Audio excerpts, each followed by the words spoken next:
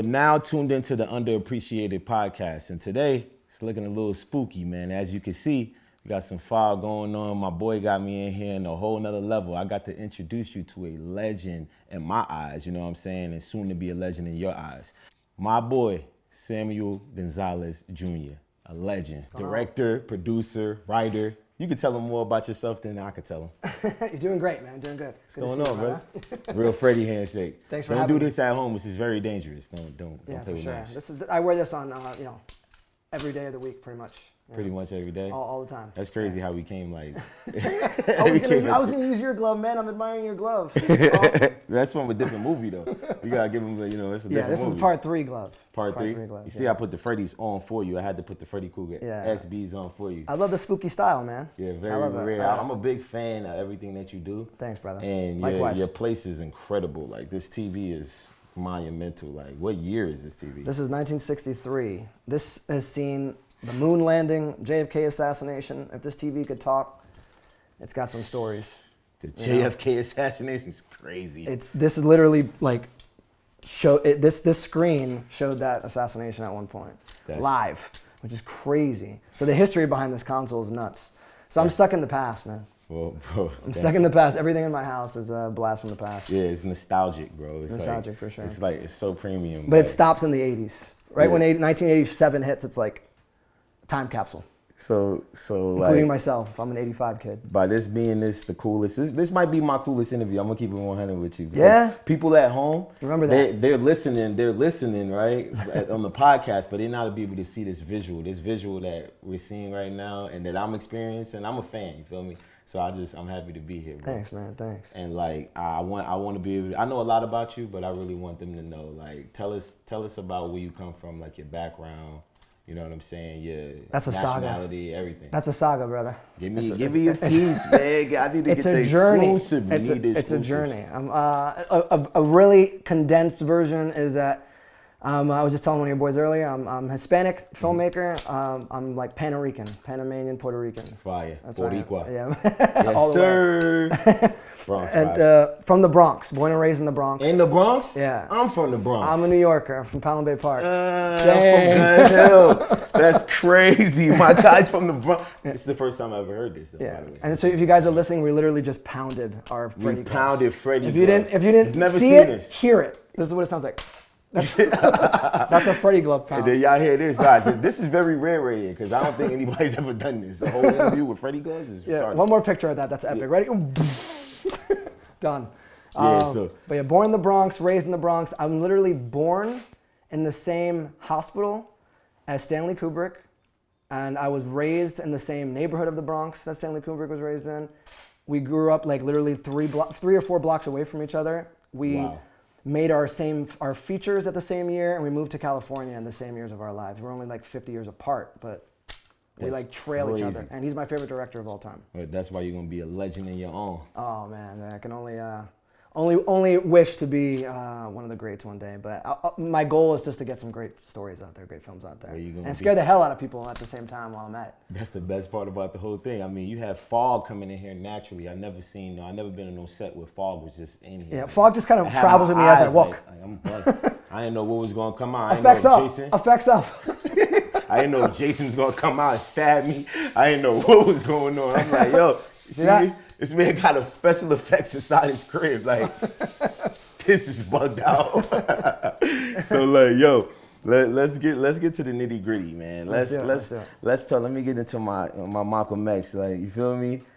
So we're gonna go right here. What is your favorite horror movie of all time? Oh, dude, you can't just put it down to one movie. That's ridiculous. We have to. Oof. I won't say one movie, but I'll say it like this.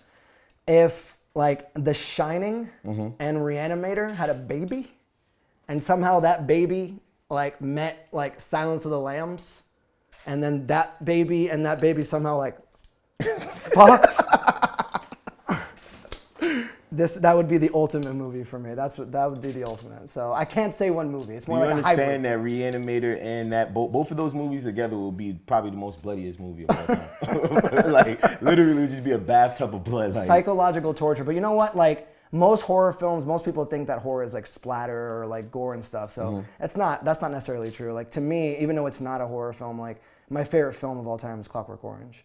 And that is a horror movie in my eyes. And that's not a horror film, but to me it is because of the horrific natures of like our lead character, what he does. It's like terrifying. But the real true horror is the realest horror, is the scariest horror to me. You know what I'm saying? Like thriller, like a thriller-esque horror. Because I like gore. I'm a big fan of gore. You know what I'm saying? We've seen some exclusive movies together that the world has to wait to see. I'm not going to speak about that. Can't wait. I won't say about it, but we've been in a pool of blood together. We've been some intense shit. Front row seats. Front row seats to some intense. But you're right. Like I think horror film, the real horror films come from life. Horror comes from life. That's real terrifying. You know, because we're all like kind of like phased out with like splatter and blood. It's fun, it's a roller coaster, but the true horror films come from life. That's the real terror. And it's the art. I think the art of it is misinterpreted and then not. I don't think it's I don't know. I don't think it really gets its like due diligence. You know what I'm saying? Like the original thing, classic. Masterpiece. Classic masterpiece. Yeah. And sci-fi, I think sci-fi and horror is like close to the same thing. That's your favorite? I mean, I like a mixture. I like Alien. I'm an Alien Predator type of guy. So you like Freddy fucked me up. I'm not gonna lie to you, Freddy.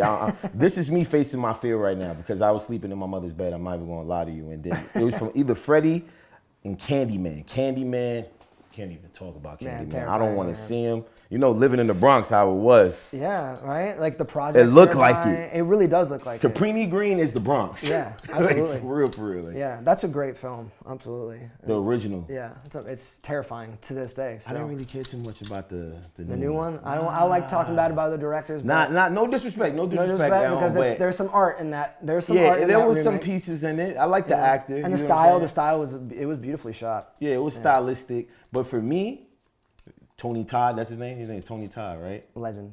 If he was to talk right now, everybody at home, everybody that's watching us, even my people that's here watching us record this will be out of here. If he was to talk right now. The cameras can start dripping blood all of a sudden when he talks. Right. It's the scariest he's the crap sweetest in the guy in the world too when you meet him. You met him before? Yeah, he's a sweetheart. Yeah, that's crazy. So it's so funny. All those horror legends are like soft-spoken and you're like, I don't know about you, man. Well, look, I'm gonna tell you something that I seen because I watched a few of your short films. Miniature, one of my favorite. I saw Miniature. That was crazy to me. Thanks. And then I'm gonna keep it real. American Horror Story, you robbed my guy, and I'm gonna say it right now. I don't care. I didn't say I have nothing to do with this. I don't care. I'm saying it. You feel me? I'm a big fan. I give credit when credit's due, and that's what it is. I mess with American Horror Story. I like your shows and all of that stuff, but. Gotta give my boy his credit, man. You know that. Yeah, you know them dolls and the miniatures from my guy. They took a peek. They took a miniature peek. Yeah, I seen it. I seen it a while ago. I saw it a while ago, and I'm watching it, and I'm literally at the crib like, nah, they're not gonna do my guy like that. Hold on, like you're not about to do him like that. Yeah, thanks, man. We shot that really quick too. It was like I think 2 days, or not even, right? I don't remember. What was the budget on that? 1 day. It was 1 day. We did it in a day. Wow. 1 day shoot. I'm surprised myself when I shot it. I directed it. Yeah. Most of my horror shorts I do in a day, you know, but they look huge. They look big in scale. And it was crazy how they look. You know? The whole miniature set, your intro was better than a lot of people's movies I've seen. Oh, cool. You had miniature cars, literally small miniature cars and people and all of that. And then it goes, the way it went in, the drone into the world. Yeah.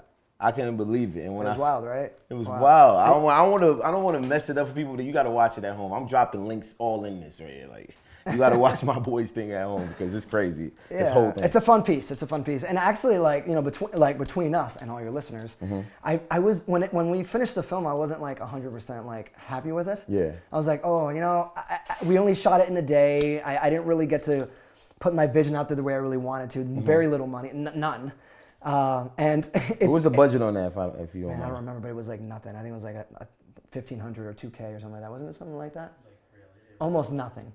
It was almost if nothing. y'all see this, it was the lowest. I'm not gonna lie. Even after this, my people, we gonna have to watch this after. Y'all gotta watch this. Watch the trailer, you know, alone. It's ridiculous. It's ridiculous. It's a wild piece, but it's the fact that I was never really 100% happy with it, and it's the one film that wins like all the awards. It gets into all the festivals, and I'm always like, what do you guys? You know, it has this essence. It makes people really uncomfortable, and it opens up the world to a place that they've never seen before. So when they watch it, they get really unsettled and they love it.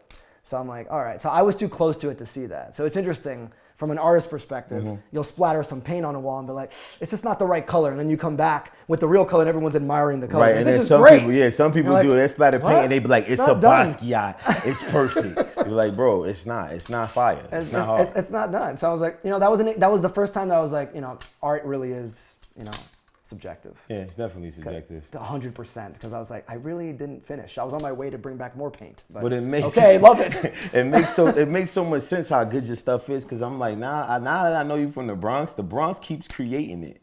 Yeah, it's a fact. That's a part of me forever. It's a part of our DNA. Yeah, that's the Bronx is like literally a character in its own way. It's like, literally its own character. It's a soul. Damn, dog. But yeah, I grew up in the Bronx. I moved away when I was young. Going back to that, I grew up in Florida mostly. Yeah. What part of Florida? Orlando, Miami. Yeah, wow, that's crazy. Between the two.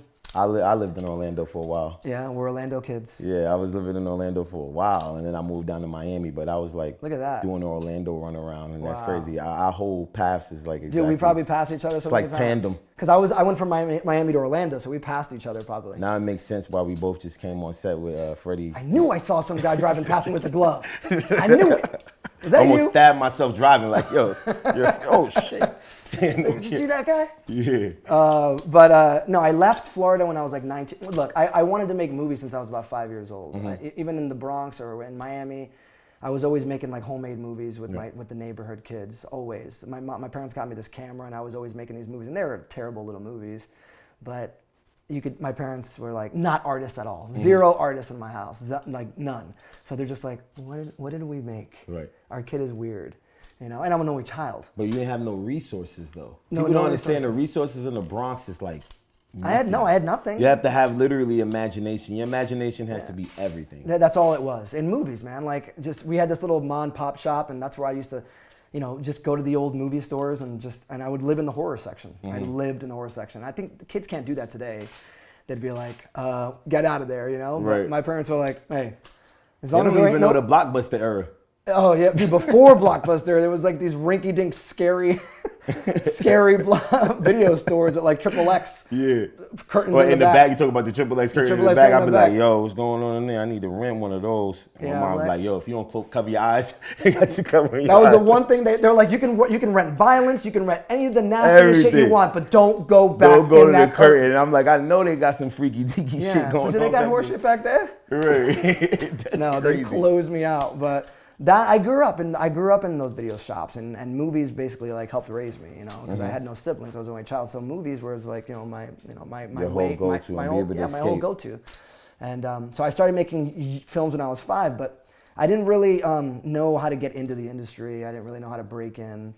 It's really hard to break in. Like, who do you know? Where do I start? Especially in LA. So you're like, if you're aspiring filmmaker, you got doors all over you, and you're like, where do I open? Right. One door is gonna lead to like a pitfall, and the other door will lead to nothing. It's like the Labyrinth. You ever seen Labyrinth? Yeah, Labyrinth. It's like is pick crazy. the door, and one door will lead to like the pit, and the other one will lead to maybe something. Like that's how it is when you first start out. Where do I go? So I didn't have any money to go to film school. I didn't have any support, so I joined the military. That was like my first look. I need to get to film school. What part of the military? What did you do? I joined the Army. The Army? When I was about 19, 20 years old. I graduated high school, and then I did odd jobs, and I tried to earn money, but it never worked. And I was just like, it's time to get out of here. What position did you play? Infantry? I was military police, which was basically infantry, because I joined during a time of war. And you still so during the Iraq and all of that stuff? Yeah, so I did 2 tours in Iraq. I was in boot camp for 5 months, and then I was in Iraq within a month. It was crazy. I never dealt with that. I got my cousin was in the war, but he was infantry. But I don't think he's seen anything too crazy, because he didn't come back flipping on me. You know what I'm saying? But he's seen, what I'm saying, like we all come back a little, fucked little up, different. Yeah, we really do. I mean, talk about horror. That's I've literally been to hell and back. That's true horror. And you saw it. That's a true real life horror. What happens? And I lost 2 of my best friends in front of me. What? On 2 different ambushes. So it was it messed me up. It messed all of us up, But something special happened out there in the middle of this horrible, bloodiest time of the war, my camp was so close to the enemy that we couldn't even have like lights on at night because they would bomb us. So it was a really bad time. The morale was really low. And after my best friend was killed, my condolences too, my thanks, brother. Yeah. I appreciate that. That's I talk about him every day because he's a part of me forever. Right. Because he saved my life. And so he knew. He always used to look at me in the tent. We'd be in the tent and choose. We called them choose, but I'd be like on my little MacBook, like editing footage of what I shot in the day. And he's like, "Why are you in the army? You should be out there doing this stuff." I was like, "So you was messing with the film stuff while you was in the army?" Yeah. Oh yeah, that's different. Yeah, I was putting together footage because I had my weapon, I had my rifle, and I had a camera on me at all times. And more often than not, I always turned to the camera. And no matter what was happening, I'd always turn to, because you got one weapon. You got a weapon that has a button that destroys, and you got a camera that has a button that creates and captures life. And I chose the latter every time. Wow. Except for the night that we were ambushed, and I had no choice to turn to the weapon. But that's different story. Different story. Yeah, that's insane. But y'all hearing some real heartfelt, real stuff going on out here, man. All the people that go to war and all that stuff, that's just real life, man. Like, God bless y'all for doing that, man, because that's crazy. You gotta have some real balls to do that, because your boy, not me, I'm not fucking with it. Dead ass, I ain't built like that, man. I'm a lover, not a fighter. I can't be outside like that, B. Well, to all my brothers and sisters serving today, listening to this overseas, back home, like, God bless you. Stay together, stay tight, take care of each other, and keep listening, because inspiration will keep you alive. Listen to one another, take care of each other. Very important. Because we come back. I know we come back a little messed up, but hold on to the person next to you. Listen to people around you, and they'll lead you to some great places. Yeah, and that shit, that soon will still pass. Everything passes. Everything passes, yeah, always. And I know it's tough, especially for us that came back all messed up, and we saw some terrible things. And a lot of veterans don't have the support line to, like, they reach out to nobody. They don't have anybody. They turn to alcohol, drugs, or they commit suicide. Several soldiers a day commit suicide. That's insane. Yeah, that's crazy. Every day. So like I was fortunate enough to come back and have an amazing support line that helped me, pursue what I came back and I went right into film school. I ran into the film school. I was like, I made it. And that made you hella busy too, though, when you got into film school. That, like, how was that process getting into film school? Oh man, as soon as I got into film school from the war, it was like, you ever seen Shawshank Redemption? Yeah. You ever seen that scene of Andy Dufresne crawling out of the tunnel? When he was going through the tunnel. Yeah, the tunnel. Literally, by the time he gets out and he falls into that shithole and he like goes up and the rain is on him, that was me in film school. And everyone's like, "What's wrong with this guy?" I was like, "You have no idea how long it's been. Where I've been. Like, I'm here. I've been working on this shit my whole life. My whole life. And now I'm here. I'm free. I almost died and all this stuff, and y'all don't even know." Totally. And I'm like, I'm here to kick ass. Like, I landed in that like a paratrooper. I landed on that ground. Like, let's go. That's crazy. Let's go. Everyone was doing their assignments, but all the assignments were like, they were doing little things. They were like, every filmmaker was doing like small projects, and I was like, mine would be like 1930s pieces, period cars, period wardrobes, huge sets, big stories. And he's like, "That's just one assignment?" I was like, I'm here to make some fucking noise. Right. And you're like, "This is me, man. I'm about to be the biggest to ever, one of the biggest to ever do it." For sure. So me, in that school, me and Michael Bay have the record for the largest set in directing 2 class. I just want to put that on record. That was amazing. He beat me, but not by much. You and Michael Bay? Y'all know who Michael Bay is at home? I don't know if y'all know who Michael Bay is. Transformers, Bad Boys. Everything. Armageddon. The Rock. Yeah, The Rock. That's one of the best action movies ever made. Classics. So good. Bad Boys. He had to put that on record. You see, talk to my boy nice, man. He's not normal. He's not normal, on record, that there was a class, right? There's a class called Directing 2. It was really tough because this school is brutal. You have to do a short a week. What film school was it? It's called Art Center College of Design in Pasadena. Michael Bay graduated from there. Zack Snyder, Roger Avery, who wrote Pulp Fiction, and Irving Kershner, who did Star Wars, Empire Strikes Back. And gosh, there's so many filmmakers that come out of that school. But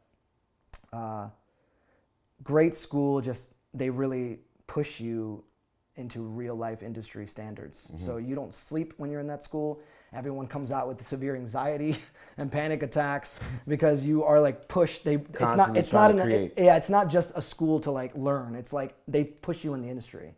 So it's exhausting. I lived in the editing bays like for 3 years, you know, just getting my work out there. A short a week. A short a week they went? Yeah, that's school. For how many years though? I graduated in 2 years and 8 months, just under 3 years. But a shorter week, 2 years and 8 months, y'all do the math at home. That's not normal. No, it's not. It was exhausting. I definitely. That had me stressed out. I'll be like, yo, I don't want to watch movies no more. I'll be doing too much movies. I'll be like, yo, I'm tired. I can't even do this. I can't tell you how many times I went to the emergency room from like panic attacks and anxiety. For real, attacks. they're like, yo, they checking your pulse, like. Yeah, I was like, no, doc, no, seriously, I can't swallow. Everything's right. It's like, that's that kid from film school. Get him out. I was like, no, this time for real, it's something that's happening on the side right here, but my stomach. something ain't right. And they're like reeling me out like fucking like Hannibal Lecter. I was like, you don't really trust me. No, I'm truly ill. I'm really ill. They're like, nah, man, your body's just perfect, man. You're a strong dude, man. You're healthy. Stop looking at screens all day. That's why. Right. It's like, okay. But anyway, directing 2 class is a brutal class because what they do is, in the middle of the classroom, they have like all the students around you. Mm-hmm. It's, and you have to write a short scene, and then you have to direct it and shoot it within 15 minutes in front of the entire class live.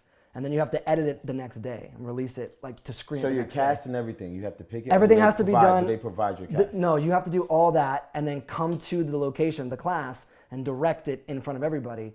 So of course, normal people are gonna do it very simple. Mm-hmm. Like, look, I'm gonna have a table, 2 actors, easy. Let's just do something simple. Right. I didn't do that.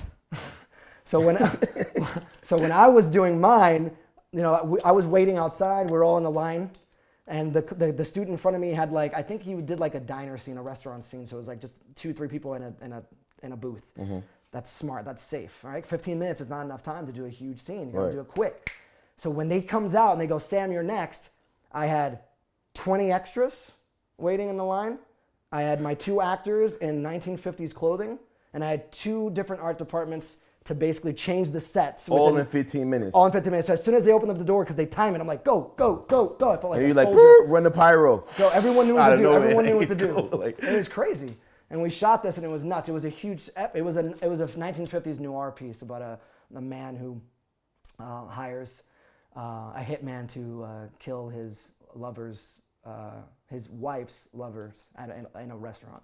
So it was 2 different sets. There was a church, the warehouse where he hires the guy, and then the diner. So it was like 3 different sets actually. So you had to write it. You also wrote it. You wrote the whole thing as well, like all the dialogue. Everything? Oh, everything. Yeah. Oh, that's crazy. So it was nuts. So that was.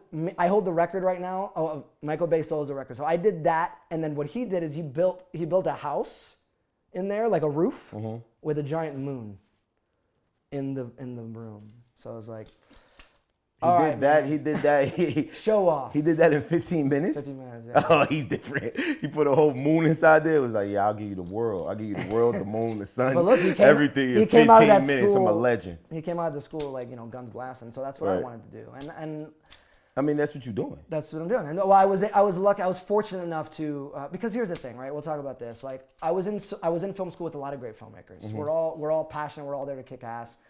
But there's a lot of great artists out there, a lot of great filmmakers. How do you get noticed? How do you get your work out there, right? Mm-hmm. You could be the best filmmaker in the world and never be found. Correct. And because you need to have the talent, but you need someone to help you get to the front of the line. Yeah. There's too many people trying to get in. It's always like that. That's Always. in every industry. Every industry. So whether you're Spielberg, you gotta have a liaison. Nolan, You gotta be plugged in. Always. So like Spielberg, Nolan, Burton, all those directors, all of them had the talent, but they all had someone that was already at the top of the line, walk through that line and be like, hey, come here, man.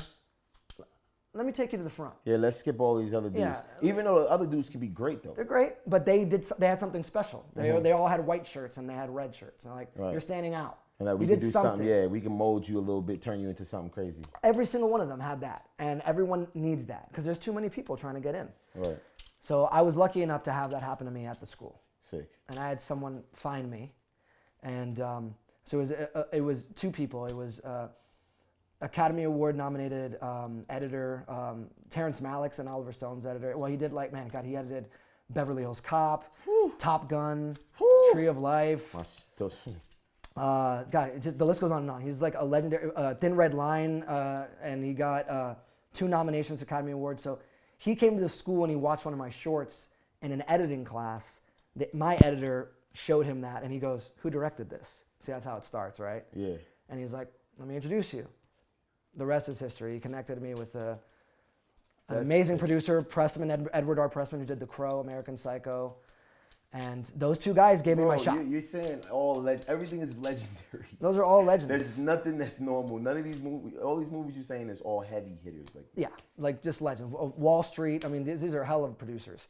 And they gave me my shot. They took me out of film school. I graduated, but they took me out and they gave me my shot. And they showed me like the ropes, and they mentored me for many years, and gave me my opportunities. And the rest is history. I'm on my way up. And you're on your way up for sure. They don't even know all your accolades. You got some serious accolades. It's been coming up, man. But I'll say this: it's really just the people but it's also my camp. Yeah. I have a wonderful camp. I have a great team of supporters, artists that work with me. They support my vision. We have a great relationship. I'm only as good as the team I work with. Just like a mountain climber can't climb alone. Right. You need to be able to climb with other climbers, because I may have rope and tools to get us to the top, but I don't have any food to get me to the top. Right. I don't have the right camping gear that we probably I don't have that. To stop. So we need everyone to come together. That's how we climb faster. And that's the key to everything. You see, he's dropping some real gems to y'all right now. You know what I'm saying? That needs to happen. Anyone that thinks that they're gonna do it alone, that's a lie. And if they do make it to the top alone, it's because they burned some bridges to get there, and they won't last. And then it's lonely. And then it's lonely, and then you sad. You know what I'm saying? You wondering why they missing an action because they sad. They're not happy. They got all that money and they hurting. Yeah, they're doing films and doing movies and stuff like that. Yeah. Because nobody wants to work with them. So take care of the people you work with. Take care of your camp. Be humble. Correct. Don't be an asshole. Right. And I promise you'll do well. But of course, there's more to it than that. But that's the core. You do that, and people are going to want to work with you. So I learned that the hard way. So this is another thing I wanted to learn, because I do my little research, you know what I'm saying? I do my little digging. How did you get the Emmy? You got an Emmy nomination. How did you get that? Yeah, I got an Emmy nom. While I was in film school, I was still in film school, and I got my Emmy nom. And I was in the film school in Pasadena. Yeah. And the city of Pasadena is a huge window for film. Most shows that you watch on television today, or most movies, are shot in Pasadena. It's such a diverse. From Halloween is shot in Pasadena. I didn't know that. Yeah. I thought that was on the back lot. No, they shot stuff in back lot, but everything that you see on the streets, her house, anytime he's stalking Lori on the streets, Michael Myers, that's in Pasadena. I didn't know that. That's right. crazy. So most films are shot in Pasadena. Even the new Halloween, they always shoot in Pasadena. So it's just a diverse city. You can make it looks like Middle America, USA. They probably made the sets based off of those houses out there. Yeah, probably. I mean, if you go to Pasadena, there's neighborhoods that look like Illinois or like middle of nowhere USA. Really, it's really a beautiful place to shoot. And so the city is incredible for allowing all Hollywood the studio system to shoot there, permits, all that stuff. Right. And when I first came to film school, I knew that. I was like, even my student films, I need permits. So I went up to visit them at the permit office, and it was like crazy. It's in City Hall, and there was so much activity. You can tell it was like an industry, and I'm new. I'm like, you know what? No one's gonna talk to me here. Let me come back. Right. So I came back with some donuts. I brought donuts, and then they all started talking to me. Like, this is a party. Here's a gift for everybody. Yeah. I come with gifts. I made friends through the donuts, and then I really befriended the president of the office at that time in 2011. Her name is Ariel Penn. She was amazing. She's since retired, but she was responsible for giving permits to most Hollywood films, and we became really close. So she hired me to shoot a short documentary based on Silicon Valley moving into the city of Pasadena. And I directed and produced that mini doc, and it got submitted for the Emmys, and I got a nomination for it. It's a beautiful piece. Yeah. Fire. Thanks, man. So I didn't even think you can get an Emmy based on that. Yeah. I was like, wow, this is so surreal. Kobe got an Emmy off of a short, didn't he? Was that a short? Oscar. It was Oscar. He got an Oscar for that. He got an Oscar for short. Yeah. Oh yeah. Yeah. For sure. Yeah. So there's the short game is a whole game. Oh yeah, and we're gonna talk about that if you guys want to talk about that. Yeah, I want to talk about. There's a whole avenue for shorts and why they work still. Yeah. Even more so, they're coming back. You know, it's a great way in. I teach developing short films and directing at UCLA.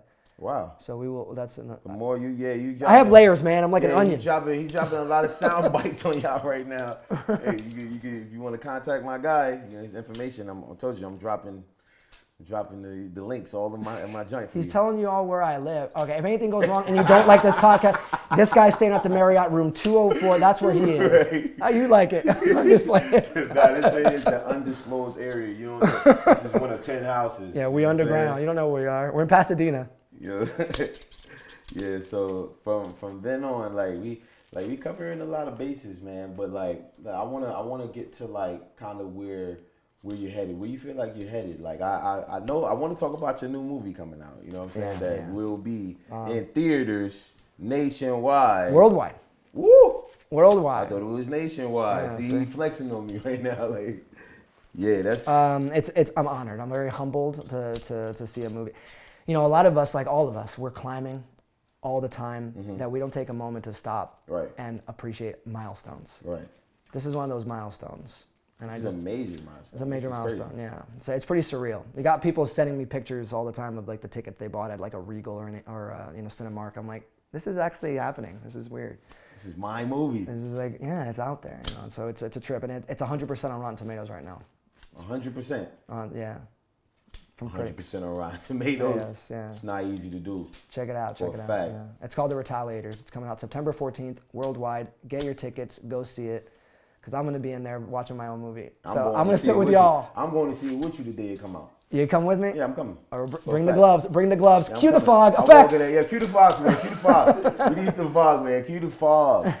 We need the effects back. Yeah. Yeah. You can't really tell what that is. As we walk in, we're gonna walk in with fog. We might have to have somebody following us with the fog machine. Sam is in the building. Yeah. I just want you to follow me with that for the next 3 weeks until the movie comes out. I'm gonna walk into the cinema with this. Right. But yeah, it's coming out September 14th. Tell me some of the cast members that's in that, because you got some heat in that. Yeah. Well, gosh, it's been you got some incredible actors and rock stars in the film because it's produced by real rock stars. Yeah, real rock stars, legends. You know. So the lead actor is Michael Lombardi. He's an incredible actor. He was one of the lead actors in the FX show Rescue Me. If you guys ever watched Rescue Me about the firefighters. Yeah, I watched Rescue Me. It was an amazing show. That was a crazy show. Amazing. The way it was shot, it looked mad real. I felt like I was inside it. When it was burning buildings and stuff like that. It was insane. Bugging me out. Incredible work, stunt work. Dennis Leary was the star, and Michael Lombardi was one of the firefighters, and he's a phenomenal actor, an incredible talent. He's also the producer, one of the producers of the film. Wow. So he's and he directed some of the scenes too. You know, he's a nice. multi-talent. So you got to be a Swiss Army knife in this game. Oh, this guy is a walking Swiss Army knife with a calm demeanor too, because it's difficult to do all that. Right. Anyone would go nuts, and he never did. You know, he kept his composure, and he made it come to life. So. I always just want to give credit to Mr. Lombardi because he's literally a legend. I think this movie is going to bring something special to him and bring a new audience to him as a performer. Yeah. Yeah. He really he dug deep on this one. He dug deep. He went further than he's ever had before. So you got him, and then you got Mark Menchaca, who was in Ozarks and The Outsider. Ozark is fire. Yeah, and this is an insane actor. So if you watch Ozarks, you'll know who Mark Menchaca is. Wow. And then you have you got, talking about all the rock stars in the movie, you got Motley Crue is in the film. Tommy Lee is in the film. You got Tommy Lee in the film? Yeah, he makes a cameo in the film. Ice Nine Kills, Spencer Charnas from Ice Nine Kills is in there. Papa Roach, Jacoby Shaddix, the lead singer of Papa Roach, is in the movie. You blowing my mind right now. He is insane. He plays an incredibly dark villain that is haunting. Who, Papa Roach? The lead singer of Papa Roach, Jacoby Shaddix, makes his acting debut in this film, and he plays a sadistic serial killer, and it's not easy to watch. It's really hard to watch. So this is one of the nicest guys in the world. What? An amazing rock star, right? And in this movie, it's I didn't even know he was an actor. He's now starting to act. This is his debut. Oh, so you get to open up the door. You open up the Papa Roach door. Oh man, like this is taking, like audiences are they know, everyone knows Papa Roach and their music's insane. They're still pulling out great records. They're on tour right now. They're kicking ass, but his fans are gonna see him as an actor now, and it's mind blowing. So I'm really proud of him. So, I'm excited to see that. I seen some behind the scene pictures, and I was just like, "Oh, this is kind of crazy." Before, like, I don't want to talk about it because I don't want. Yeah, don't give no spoiler alerts on this one. Go check out the trailer. Watch go to the retaliatorsmovie.com. Check out the trailer. Matter of fact, we're gonna run the trailer on this, man. We're gonna run the trailer. Yeah, just go check out the trailer on this show. Luke 18, verse 3. Here's a parable about a woman seeking vengeance for a wrongdoer who victimized her and then escaped justice. But Jesus tells us when a sinner goes unpunished, he is only free from man's law. When man's law fails, God's law prevails. Mr. Bishop, no! Hold it.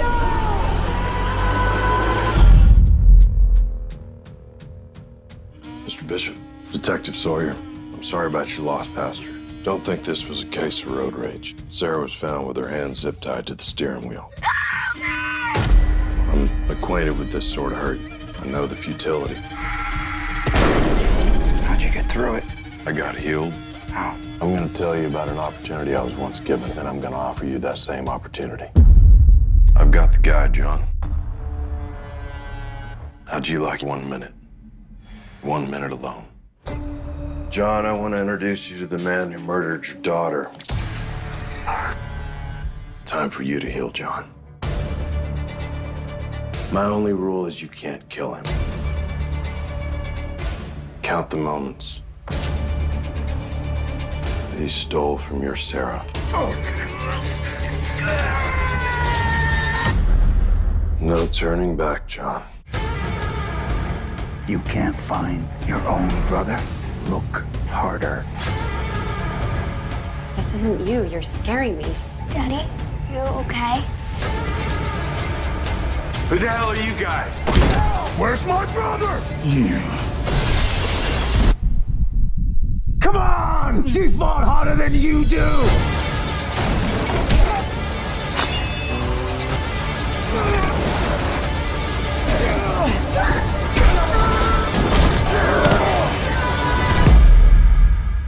Daddy's sorry about this.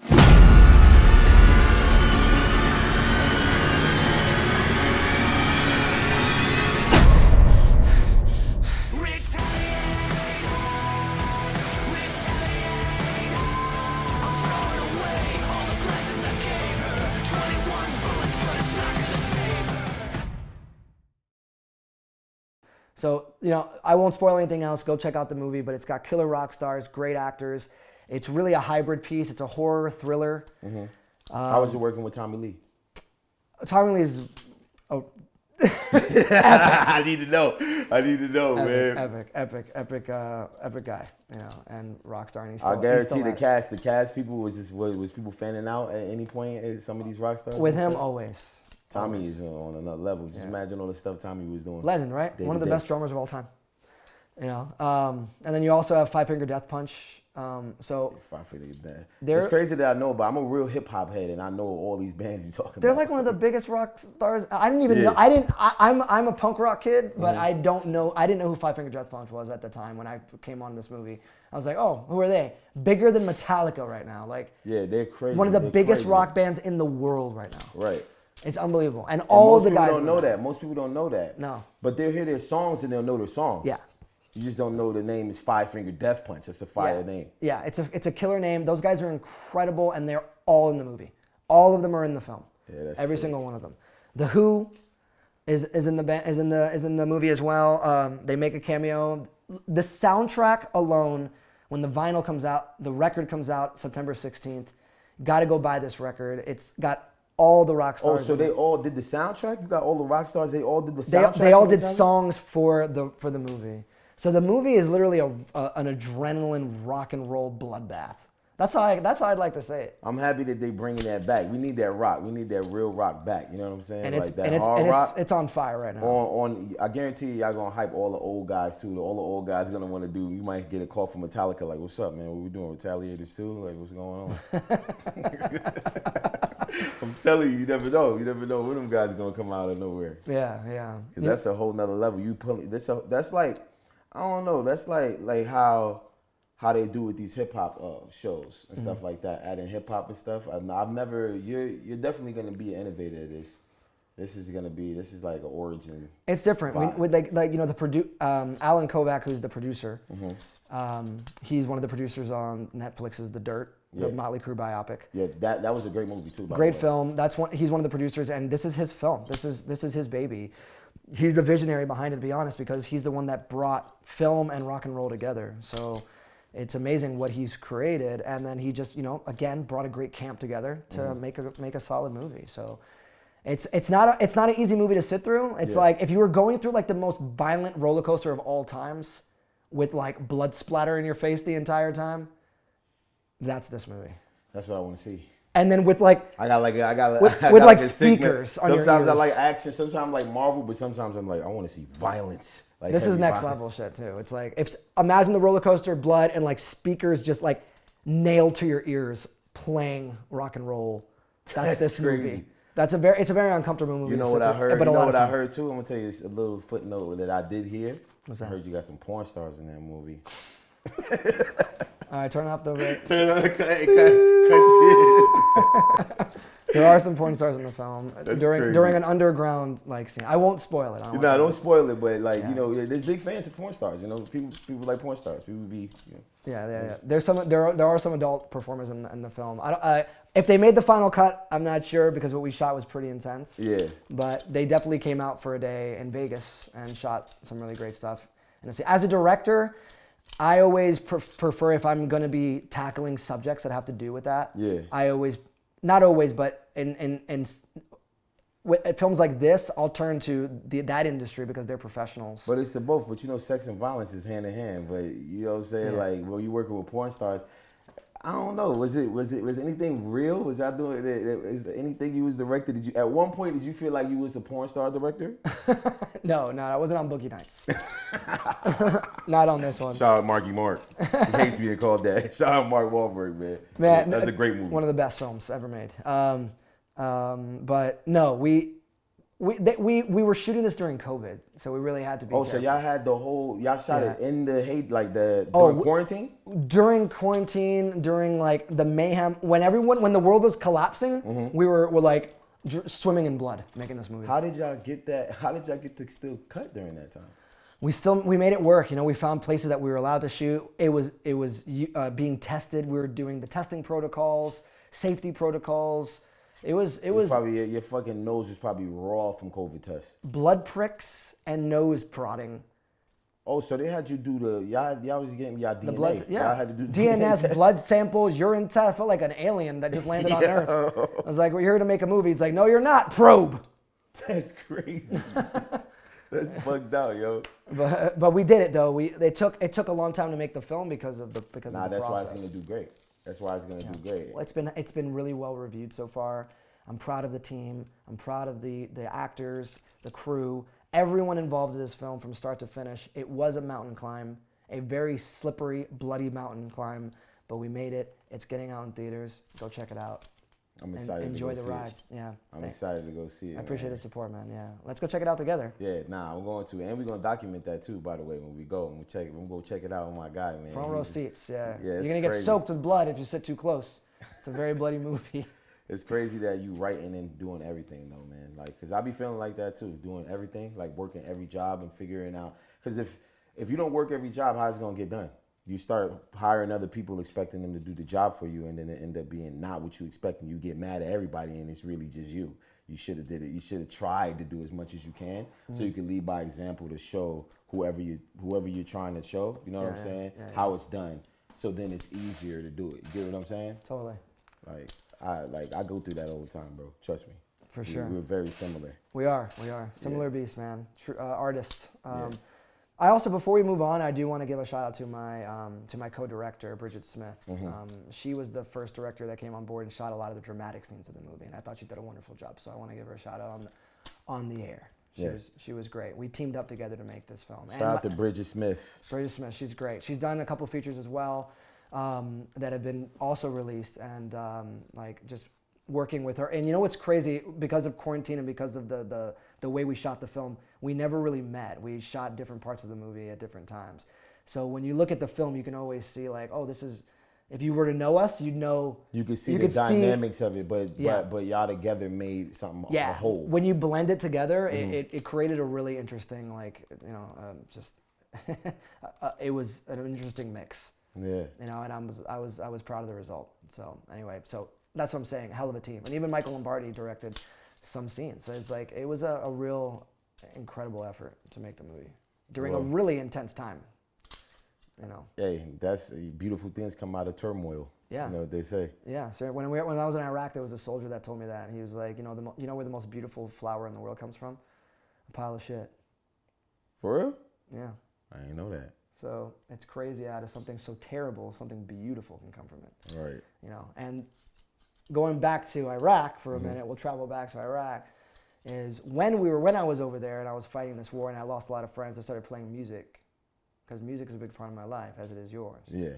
So I started playing guitar, acoustic guitar in a tent, just by myself, just to pass the time.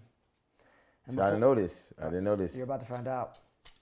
And, other soldiers in the base would like come in and listen. They're like, hey, you play? Fast forward a month or two later, we have a band in the tent. We have a bassist, we have a guitarist, we have a drummer, we had a synth, and we had a lead singer and a bass player. Like we had a whole garage band in a tent in Iraq. And when we weren't fighting the war, when we come back to our base, we would run and have practice every night. Y'all was just doing live. At any point, did y'all do concerts for the rest of the people? So we found out about a USO show that was about to go down. There was a huge show, thousands of soldiers, and we were like, we should play. We're like, yeah, but we're soldiers. We're like, they're not going to let us play. So we went over there and we were like, we signed up, and they're like, yeah, you guys can play. So we like stripped off our uniforms and we played in front of 1,000 soldiers as a full rock band, and they thought that we were a real band. Like, you're like, yo, you don't understand it. I'm going inside the shit with y'all. I'm in here. the shit. I'm in the shit with y'all, and I'm over here doing songs for y'all, but I'm really in the shit though. And I'll tell you this, you've never seen a mosh pit unless you see a mosh pit with 1,000 soldiers all carrying rifles. I don't want to see that type of mosh pit. It don't sound safe to me. A mosh pit with guns. That's crazy. Because I would split the audience and have them like crash into each other. I get them crazy. I have an alter ego on stage. I go nuts. I was the guitarist and singer of that band. And my boy is a whole superhero. This man is a full rock star and a full director, a writer, producer, creative director. He'll even sweep up the shit. He'll even sweep the setup too and clean it up. And I'll do that as well. Yeah. I'm also a Swiss Army knife. It's a real Swiss Army knife. But we left that first show. We won the USO talent show. Yeah. It was a crazy show, and then they thought that we were a real band, so they started like having us play for different bases when we weren't fighting the war to raise morale for the troops. It was unbelievable. That's awesome. So I developed it, and it's officially a published book. You can buy it at Barnes & Noble or Amazon. It's being developed. My boy got a book too, by the way. It's a book. He's going crazy right now. Yeah, it's being developed into a TV show. I know this is going to be my favorite. This is my favorite one. This is crazy. It's crazy. If you're interested in the book, it's called The Chords of War, like guitar chords of war. True story. Chords of War. Drop that in the. Drop that there. We putting that so y'all can go get the Chords of War. Go check it out. I'm gonna get the Chords of War. I like reading books. Go check it out. It's really a true story about 5 guys who use music as a way to survive in a war zone. Every time we see war in film or on books, it's really about heroism and like fighting. But in my war and in reality, we were 19, 20 years old. We were still kids, like literally in a sandbox, pretending to play soldier. We were fighting, but we were young. We weren't even legal enough to buy drinks. Look, as you telling me this, all I'm seeing in my head is Dead Presidents. When I watched Dead Presidents and I saw the war, it's a great film. That visionary, like back in the day, remember when they showed Dead Presidents and they showed the war? I don't think they showed it in that brutal form like that. For you know what I'm saying? Other than Full Metal Jacket. Yeah. You know what I'm saying? Yeah, and that's the way it is, you know. So my story and my book, one of the members of the band was killed before we left. So we had this final show, we played, and you know the helicopter came and took his body away, and everyone saluted. It was a beautiful moment. Wow. And so you know, there's a lot of blood and tears on that book. I have a responsibility to tell it right. So it's being developed into a show. And Graham Yost is one of my favorite writers of all time. He's an incredible showrunner. He wrote Speed with Keanu Reeves. He's a showrunner for Band of Brothers with Spielberg. He created Justified, The Americans on FX. Oh, this guy is a legend. He literally wrote the opening of the book. He loves the book. He wrote an incredible review and did an opening prologue to the book.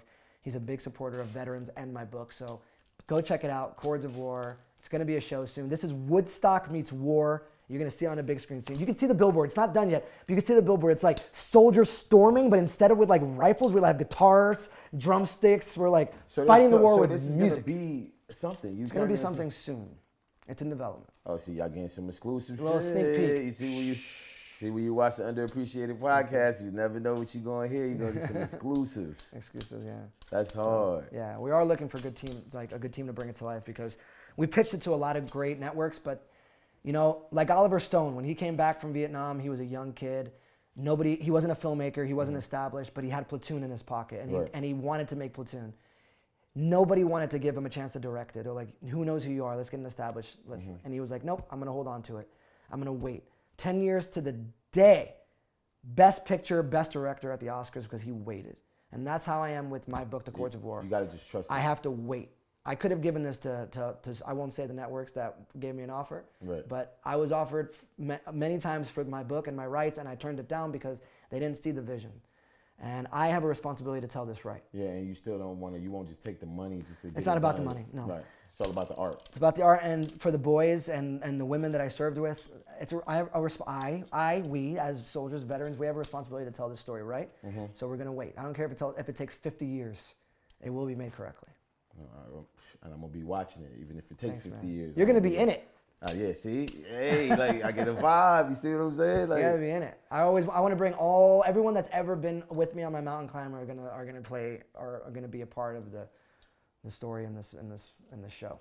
That's gonna be so sick. An 8-part miniseries of soldiers using music. I've never seen anything in like war. Never been done before. And this is a true story.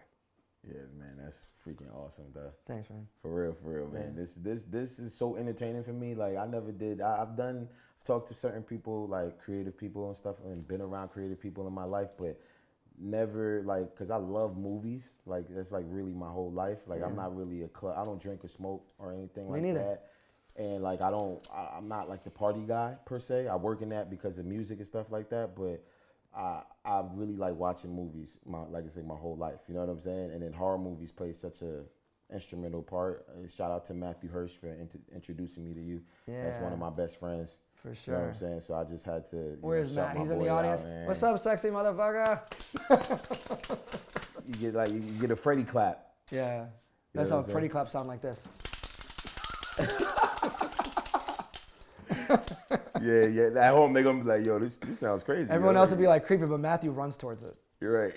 Like, ooh. They think it's chains and stuff. You know when rappers be having the chains on the booth? Like, yeah, hold on, let me get my chain. Yeah, y'all heard that. Word. You feel me? Love it, man. I appreciate you having me on the show and taking some time to be with me, man. It means a lot. Because look, the guys that's behind the scenes are the scene. You see what I'm saying? Without the guys that's behind the scenes, nothing will be created. You know, you get what I mean? Like, if everybody could run off, it's just how life is. People would just run off with any ideas, and they didn't create anything. You know what I'm saying? So this is what I want to say to you on behalf on the Underappreciated podcast. You are appreciated, my brother. Oh, thanks, man. Appreciate you. You know what I'm saying? Yeah. 100%. I had to do a Yoda. That's already that boom. Feel me? Because like, for real, man. I mean that. It's not just because it's a show or a podcast and nothing. Like, you really like the coolest friend. Like, appreciate I got like 5. I got like a fave 5 of cool friends, and you like crazy. Like, when it comes to cinema, I'm just always gonna think about you. I'm saying all cinema, because right now he's doing horror films right now and stuff like that. For the people that don't know, he's doing horror films, but he could do anything, any type of film. don't be surprised if, you know, in the next 5 years you see my boy do a romance film that just crushes the game. Because it's your mindset is just, you never know. It'll be a bloody romance, but I'll make it all right. He said it's going to be a bloody romance. I'll make a romance piece, but it'll be a little dark. Yeah, that's the dark pieces is the best piece. Right now, my world is very, and my cinematic space is very dark. I tend to put my camera in behind the curtain and under the bed and in dark places. To me, that's where the good stories are right now, and that's where my interest is. I want to explore the dark sides, you know. So I've been offered a chance to direct comedies and romance pieces, and I'm like, you know, just not yet. Right. I'm like, I'll warn them too. I was like, you don't want me to do a romance piece for you. It's gonna be really dark. Unless you directed, would you write them? Yeah, I love writing all different types of genres. You know, I'm a supportive of all genres. Like Kubrick, for example, every film he does is a different genre. You know, and that's what I'd like to do. To me, that's a true master. So we come to the end of, you know, this whole experience and adventure you brought me on. This horrifying adventure, by the way, that you brought me on. And I just want to know about some stuff you got coming up. You know what I'm saying? Other than Retaliators, we already know about Retaliators. Yeah. Go see Retaliators. Yeah. But tell me about something that nobody knows about that you working on, and you know, I need to know that. Absolutely. There has been some exclusive press that's already been it's been out there for the past few months now of my new feature that's in actually it's in pre-production. We are still looking for investors to help us, but it is my baby. It's been a film I've been wanting to direct for many years. It's currently 8 out of 10 on the blacklist right now. It's like incredibly reviewed. It's getting buzz already, and it is the true story of the car that killed James Dean and all the murders tied to the car after the death of an icon. Crazy. So this is like true crime, like true horror. I wrote a narrative based in the early '90s about someone, because the car not only killed Dean, but there are several deaths, up to 12 deaths, mysterious deaths after Dean, and the car mysteriously. People bought the car after Dean died. Well, after he died in the car, they took the wheels and they recycled them, like they refurbished them and put them on 2 racing cars, and both of those drivers were killed. Like when the body of the car was put in like storage and people tried to steal it, and it fell off and killed them. And it goes on and on. We can talk about all the mysterious deaths that happened with this car. This is a whole part 2 of the show. This is crazy. All right, this is insane. And the car has been missing since like the early '80s, and like it's never been found.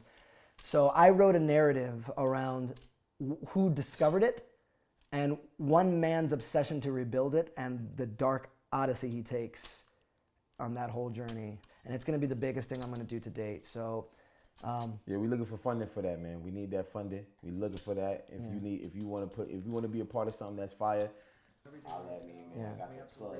I'm the guy you need to holler at. I know this one personally. Thank you. We're looking for another partner to come on board, make you an executive producer. That's sick. So we're ready to go.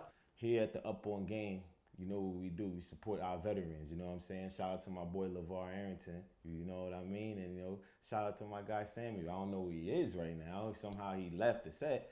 But shout out to my boy Samuel. You got to see his movies, you know what I'm saying? The Retaliators is going to be crazy. I'm going to be there. I don't know what's going on. Oh, this nigga bugged out. He's out of control. He's out of control.